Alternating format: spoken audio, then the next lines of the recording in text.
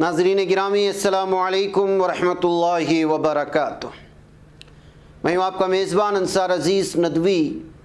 اور آپ اس وقت سیدھی بات چینل کے خصوصی پروگرام ذکر میرے حبیب کا صلی اللہ علیہ وسلم دیکھ رہے ہیں۔ ناظرین گرامی، الحمدللہ آج ہم ذکر میرے حبیب کا پروگرام کی 129 نمبر کی قسط پیش کریں گے۔ گزشتہ قسط میں آپ نے دیکھا اور سنا تھا کہ کس طرح قریش کی عہد شکنی کے بعد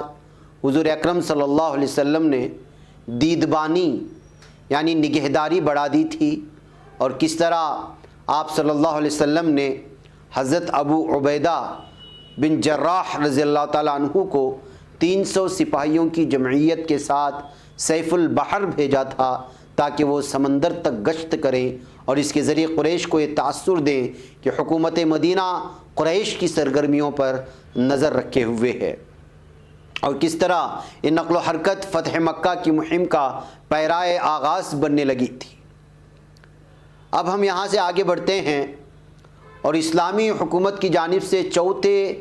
بڑے معرکے یعنی فتح مکہ کے احوال پر نظر ڈالتے ہیں۔ ناظرین گرامی، اس سے پہلے ہم قریش اور دوسرے مخالفین کی بڑی بڑی چڑھائیوں کا ذکر کر چکے ہیں، اور واضح ہے کہ بدر اور احد اور خندق کے بڑے معرکوں میں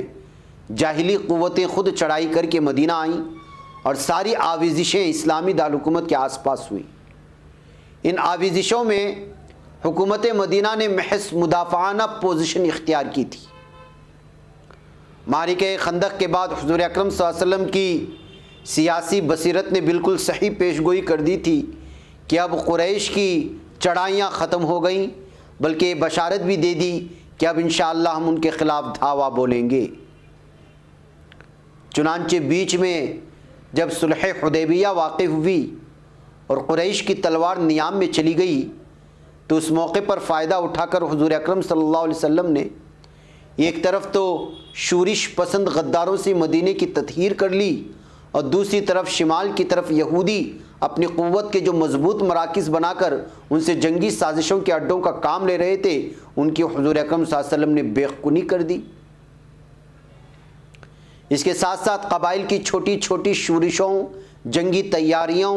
فتنہ پروازوں کا پے در پہ سرگرمی سے نوٹس لیا، اور ہر گڑبڑ کی اس پھرتی سے سرکوبی کی کہ مدینے کا ماحول دور دور تک خاصا صاف اور پرامن ہو گیا۔ معرکہ خندق سے فتح مکہ تک کے وقفے میں اسلامی ریاست کی دھاک بیٹھ گئی، اور اسلام نے اپنی سیاسی وجود کو اچھی طرح منوا لیا۔ ہر طرف محسوس ہونے لگا کہ سچائی اور انصاف کی نئی طاقت جو ابھر رہی ہے، تو یہ کوئی ایسا غبار نہیں ہے جو ہوا کے ہر جھونکے کے ساتھ اڑنے لگے، اور اسلامی قیادت کا جھنڈا کسی کھوکھلے کھمبے پر نہیں لہرا رہا کہ جسے پھونکوں سے گرا دیا جائے۔ عوامی عناصر کو محسوس ہونے لگا کہ مستقبل قریش کا نہیں، محمد مصطفیٰ صلی اللہ علیہ وسلم کا ہے۔ اب چونکہ دشمن سے نجات پانے کا کوئی راستہ ماں سوا اس کے نہ تھا کہ اس کے گڑھ کو ختم کیا جائے اور جاہلیت کی قیادت کا چراغ اس کے لیے اپنے گھر میں گل کر دیا جائے، اس لیے دفاعی جدوجہد کی تکمیل کے لیے ایک نہ ایک دن جارحانہ اقدام ضروری تھا۔ قریش کی شامت اعمال کہ انہوں نے خود ہی معاہدے حدیبیہ کو توڑ ڈالا، جو فریقین کے درمیان ایک حفاظتی فصیل امن بنا کھڑا تھا۔ ناظرین گرامی، ہم پہلے بیان کر آئے ہیں کہ بنی بکر اور بنی خزاعہ کے درمیان پہلے سے مخاصمت تھی۔ مخاصمت یعنی جھگڑا تھا، اور انتقام در انتقام کا چکر چل رہا تھا، مگر بیچ میں یکایک اسلام ایک تشویشناک مسئلہ بن کے نمودار ہوا، اور قریش و دیگر مشرک قبائل بھی اس کی مخالفت کے لیے ایسا کرنے پر مجبور ہو گئے، ان کے جذبات مخاصمت کا لاوا کچھ دیر کے لیے اندر دب گیا، یہاں تک کہ جب صلح حدیبیہ واقع ہوئی تو اس کی ایک دفعہ سے فائدہ اٹھا کر بنو خزاعہ نے رسول اکرم صلی اللہ علیہ وسلم سے حلیفانہ رابطہ جوڑ لیا اور بنو بکر قریش کے ساتھ رہے۔ کچھ مدت تو چپ چاپ گزر گئی، لیکن آخرکار پرانے جذبات عناد کی بارود بھڑک اٹھی۔ بنو بکر نے مصالحت کے اس دور کو غنیمت سمجھا جس میں کسی اور جانب سے تصادم کا اندیشہ نہ تھا۔ انہوں نے بنو خزاعہ کا ایک آدمی قتل کیا اور پھر بھرپور حملہ کر کے خوب ظلم اٹھا دیا، یہاں تک کہ حرم میں بھی ان کے پناہ گزینوں کی جان بخشی نہیں کی اور حالت نماز میں بھی درگزر نہ کیا۔ بنو بکر کی اس خونریزی میں قریش نے ان کو پوری مدد دی تھی اور اس احمقانہ حرکت سے انہوں نے معاہدے حدیبیہ کو پامال کر دیا۔ بنو خزاعہ کی طرف سے عمرو بن سالم نے سرور عالم محمد مصطفیٰ صلی اللہ علیہ وسلم کی بارگاہ میں جا کر فریاد کی، پھر بدیل بن ورقہ نے ایک وفد لے جا کر سارا حال سنا دیا۔ حضور اکرم صلی اللہ علیہ وسلم پر حلیفانہ عہد کی وجہ سے واجب ہو گیا کہ بنو خزاعہ کی مدد کریں۔ حضور اکرم صلی اللہ علیہ وسلم نے قاصد کے ذریعے قریش تک 3 شرطیں صورت حالات کو درست کرنے کے لیے بھجوائیں۔ ایک یہ کہ مقتولین کا خون بہا ادا کریں، دوسری یہ ہے کہ ابوبکر کی حمایت سے الگ ہو جائیں، ورنہ تیسری یہ کہ معاہدہ حدیبیہ سے خاتمہ کا اعلان کر دیں۔ قریش توازن کھوئی چکے تھے۔ کہلا بھیجا کہ صرف تیسری شرط منظور ہے اور بعد میں انہیں پچھتانا پڑا۔ جی ہاں، اب قریش کے حلقے قیادت میں تشویش پھیلی، لڑنے کی قوت ان میں ختم ہو چکی تھی۔ چند جنگی معارکوں میں ان کے قیمتی افراد ان سے چھن گئے تھے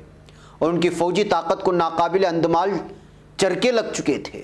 اور ان کی معیشت کا دامن بری طرح پارا پارا ہو چکا تھا۔ ان کی معاونت کرنے والے یہود کچلے جا چکے تھے اور مدینہ ایک طرف دعوتی ذرائع سے اپنے اثرات اتنے وسیع کر چکا تھا کہ مکے کی گرد بھی اسلامی ریاست کے حامی قبائل کا حلقہ پیدا ہو چکا تھا۔ دوسری طرف معاہدانہ اور حلیفانہ تعلقات کا دائرہ پھیلایا جا چکا تھا۔ تیسری طرف مفسدین قوتوں کو دبا کر ایک وسیع علاقے میں لا اینڈ آرڈر خوب اچھی طرح قائم کر کے نظام نو کی عمارت کو اٹھایا جا رہا تھا۔ اب قریش جارحانہ اقدام تو کیا کر سکتے، اب تو در حقیقت ان کے لیے اپنی جگہ پر بھی اپنا دفاع کرنا بہت مشکل ہو چکا تھا۔ ان کے لیے اب جو کچھ بھی بچاؤ تھا معاہدے حدیبیہ کے ذریعے تھا، یہ روک بھی انہوں نے خود ہی اپنے سامنے سے ہٹا دی اور گویا از خود مدینے کو دعوت دی کہ آؤ اور ہمیں کیفر کردار تک پہنچا دو۔ آخر مکے کا سب سے بڑا جاہلی لیڈر پریشان ہو کر مدینہ روانہ ہوا کہ تجدید عہد کرائے۔ وہاں وہ ایسی حوصلہ شکن فضا سے دوچار ہوا کہ جس کا وہ شاید تصور بھی نہ رکھتا ہوگا۔ وہ اپنی بیٹی ام المؤمنین حضرت ام حبیبہ رضی اللہ تعالی عنہا کے گھر میں جا کر بستر پر بیٹھنے لگا تو بیٹی نے لپک کر بستر اٹھا دیا کہ تم مشرک ہو، خدا کے رسول اکرم صلی اللہ علیہ وسلم کے پاک بستر پر نہیں بیٹھ سکتے۔ پھر وہ حضرت ابوبکر صدیق، حضرت عمر رضی اللہ تعالیٰ عنہ اور حضرت علی رضوان اللہ علیہ اجمعین جیسے ممتاز لیڈروں سے جا کر کے ملا اور ہر ایک سے مدد حاصل کرنی چاہیے۔ حد یہ کہ اس نے حضرت فاطمہ زہرا رضی اللہ تعالیٰ عنہا کو بھی رسول اکرم صلی اللہ علیہ وسلم کی خدمت میں سفارش کے لیے کہا، اور جب یہ بھی نہ ہو سکا تو چاہا کہ امام حسن رضی اللہ تعالیٰ عنہ جو عالم طفلی کے باوجود ہی حضرت فاطمہ رضی اللہ تعالیٰ عنہا اس کی اجازت دیں، کوئی صورت نہ پا کر بدحواسی میں اس نے حضرت علی رضی اللہ عنہ کے مشورے کے مطابق مسلمانوں کے مجمع میں اپنی طرف سے ایک طرفہ مصالحانہ ذمہ داری کا اعلان کر دیا اور بغیر حضور اکرم صلی اللہ علیہ وسلم کی طرف سے جواب قبولیت حاصل کیے مکہ واپس چلا گیا۔ مکہ والوں نے رودات پوچھی اور اس کی ایک طرفہ اعلان مصالحت کا حال معلوم ہوا تو سب نے کہا یہ تو حضرت علی رضی اللہ تعالیٰ عنہ نے تمہارے ساتھ مذاق کیا ہے، دیکھیے کہ انحطاط پذیر منفی طاقتوں کی بصیرت بھی کس طرح ماری جاتی ہے۔ جلد ہی حضور اکرم صلی اللہ علیہ وسلم نے اعلان کر دیا کہ مسلم رضاکار تیار ہو جائیں اور اپنے گھر میں بھی حکم دیا کہ ہتھیار تیار کر دیں، لیکن یہ امر بالکل راز میں رکھا کہ کدھر کا ارادہ ہے، حتیٰ کہ حضرت عائشہ رضی اللہ تعالیٰ عنہا کو بھی علم نہیں ہو سکا، جنہوں نے اپنے ہاتھوں سے حضور اکرم صلی اللہ علیہ وسلم کے لیے اسلحہ تیار کیے تھے۔ غالباً قیاس سے بعض لوگوں نے اندازہ کر لیا ہوگا کہ مکے پر چڑھائی ہونے والی ہے، کیونکہ اتنا بڑا لشکر کسی اور طرف لے جانے کی کوئی وجہ نہیں تھی۔ حاطب بن ابی بلتعہ کے اہل و عیال مکے میں گھرے ہوئے تھے، اور چونکہ ان کا کوئی قبیلہ حمایت کے لیے نہ تھا، اس لیے انہوں نے ان کے بچاؤ کے لیے مدینے کی تیاریوں کا حال ایک خفیہ خط کے ذریعے قریش کو لکھ بھیجا، تاکہ وہ احسان کی بنا پر ان کے اہل و عیال سے تعرض نہ کریں۔ اس کے ساتھ وہ سمجھتے تھے کہ اس اطلاع کے باوجود اسلامی فوج کی فتح یقینی ہے، اور ان کا خط نتیجے کے اعتبار سے کوئی بڑا نقصان اسلام کو نہیں پہنچا سکے گا۔ اس واقعے سے اندازہ ہوتا ہے کہ کس طرح خارجی حالات اور ذہنی تاثرات میں گھر کر کبھی کبھار کسی صالح ترین آدمی سے بھی انتہائی درجے کی لغزش ہو سکتی ہے۔ حضور اکرم صلی اللہ علیہ وسلم کو اس خفیہ خط کا علم فوق العام ذریعے سے ہوا، اور آپ صلی اللہ علیہ وسلم نے فرستادوں نے یعنی روضہ خاک میں جا کر مکہ جانے والی ایک عورت کی چوٹی سے اسے برآمد کیا۔ اتنی بڑی خطا سے حضور اکرم صلی اللہ علیہ وسلم نے اس لیے درگزر فرمائی کہ حضرت حاطب رضی اللہ تعالیٰ عنہ مخلص تھے، بدری صحابی تھے، ایمان اور حسن کردار رکھتے تھے، اور وہ ایک لغزش ان سے بتقاضۂ بشریت ہو گئی تھی۔ حضور اکرم صلی اللہ علیہ وسلم نے 10,000 سپاہیوں کا لشکر عظیم ساتھ لے کر 10 رمضان کو مدینے سے کوچ کیا۔ آپ صلی اللہ علیہ وسلم نے ایک عظیم فوجی جرنیل کی حیثیت سے ایسا ہیر پھیر کا راستہ اختیار کیا کہ قریش کی جو گشتی ٹولی دیکھ بھال کے لیے نکلی تھی وہ کسی اور طرف ماری ماری پھرتی رہی، اور مسلم فوج نے یکایک مکے کے راہ سامنے جا کر کے پڑاؤ ڈال دیا۔ حضور اکرم صلی اللہ علیہ وسلم جحفہ پہنچے تو آپ صلی اللہ علیہ وسلم کے چچا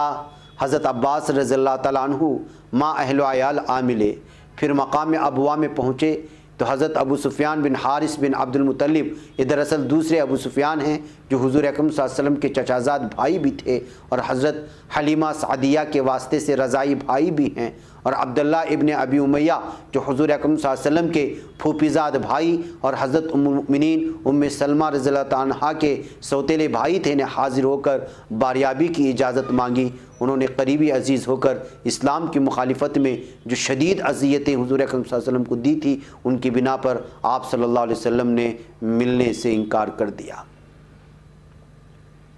ابو سفیان نے عالم یاس میں کہا کہ اگر معافی نہ ملی تو میں بال بچوں کو عرب کے آتشی ریگستان میں لے جاؤں گا، اور ہم سب بھوکے پیاسے رہ کر مر جائیں گے۔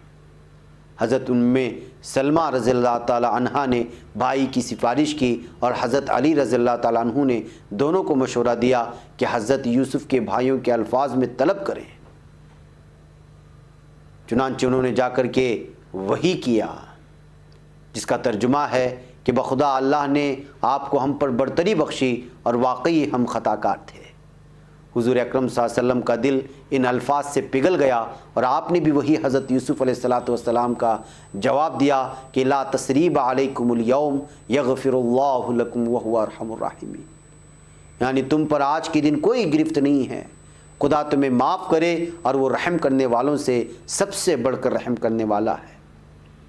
مر الزہران کے مقام میں پہنچ کر جب فوجی کیمپ لگایا گیا تو بطور مصلحت رات کو سرور عالم محمد مصطفیٰ صلی اللہ علیہ وسلم نے حکم دیا کہ ہر سپاہی اپنے لیے علیحدہ آگ روشن کرے۔ ابو سفیان بن حرب، حکیم بن حزام اور حدیل بن ورقہ جیسے اکابر دیکھ بھال کے لیے نکلے۔ بلندی سے 10,000 چولہوں کو روشن دیکھا تو سکتے میں رہ گئے کہ اتنا بڑا لشکر مکے کے دروازے پر دستک دے رہا ہے۔ پاس ہی سے حضرت عباس رضی اللہ تعالیٰ عنہ گزرے، آوازیں پہچان کر ابو سفیان کو پکارا، بات چیت ہوئی۔ حضرت عباس نے بتایا کہ حضور اکرم صلی اللہ علیہ وسلم اپنی فوج لے کر کے پہنچے، اب قریش کی خیر نہیں۔ ابو سفیان نے پوچھا کہ اب چارہ کار کیا ہے؟ اس نے کہا کہ میرے ساتھ خچر پر بیٹھ جاؤ اور چل کے حضور اکرم صلی اللہ علیہ وسلم سے بات چیت کی جائے۔ خچر آگے بڑھا تو فوجی طریق سے قدم قدم پر سپاہیوں نے پوچھا کون جا رہا ہے؟ حضرت عباس نے تعارف کراتے تو راستہ مل جاتا۔ قریب پہنچے تو حضرت عمر رضی اللہ تعالیٰ عنہ نے دیکھ لیا اور ابو سفیان کو پہچان کر پکار اٹھے کہ وہ دشمن خدا، آج تجھ پر قابو ملا۔ دوڑے دوڑے قتل کی اجازت لینے رسول اکرم صلی اللہ علیہ وسلم کی خدمت میں گئے۔ حضرت عباس نے بھی خچر تیز کر لیا۔ حضرت عمر رضی اللہ تعالیٰ عنہ نے پہلے پہنچ کر اپنی بات کہی اور حضرت عباس نے اپنا موقف بتایا کہ میں ابو سفیان کو پناہ دے کر کے لایا ہوں۔